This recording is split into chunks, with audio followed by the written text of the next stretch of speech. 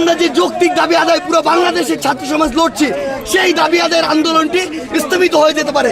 এই জন্য আমরা আসছিলাম যে আমাদের স্যারদের কিংবা সিন্ডিকেট মেম্বারদেরকে এটা বলবো যে আপনারা হল ভ্যাকেন্ট করবেন না। আমাদেরকে প্রথমে রাজু ভাস্কর্যে সেখানে পুলিশ দিয়ে বাধা দেওয়া হয়। যখন আমরা বাধা বেরিয়ে আসছিলাম তখন আমাদের উদ্দেশ্যে গ্রেনেড ছোড়া হয়। এই সাহস পুলিশ কোথায় পেল? পুলিশকে এই ক্যাম্পাসে ঢুকার অনুমতি কে দিল? ঢুকার পরেও তারা শিক্ষার্থীদের উদ্দেশ্য করে গ্রেনেড মারার সাহস এবং অনুমতি কার থেকে পেল? এই জবাব পুলিশকে দিতে হবে, ঢাকা বিশ্ববিদ্যালয় প্রশাসনকে দিতে হবে।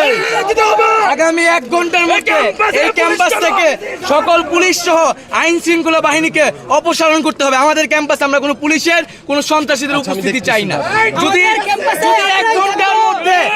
ঘন্টার মধ্যে পুলিশকে ক্যাম্পাস থেকে সরানো না হয় তাহলে ভিসি পক্ষকে আমরা জবাবদিহি করাবো। পুলিশ খুনি খুনি খুনি পুলিশ আমার বাইরে মারছে। প্রশাসন জবাব চাই। ক্যাম্পাসে সন্ত্রাস কেন? প্রশাসন জবাব চাই। ক্যাম্পাসে বাবুল ভাই ধরো। প্রশাসন জবাব চাই। ক্যাম্পাসে বাবুল ভাই প্রশাসন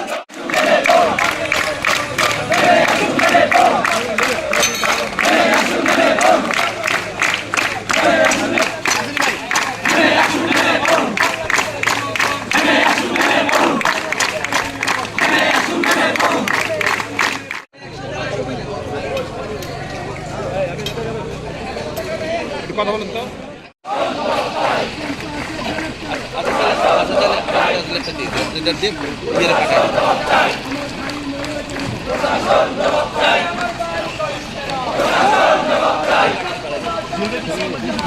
ভাই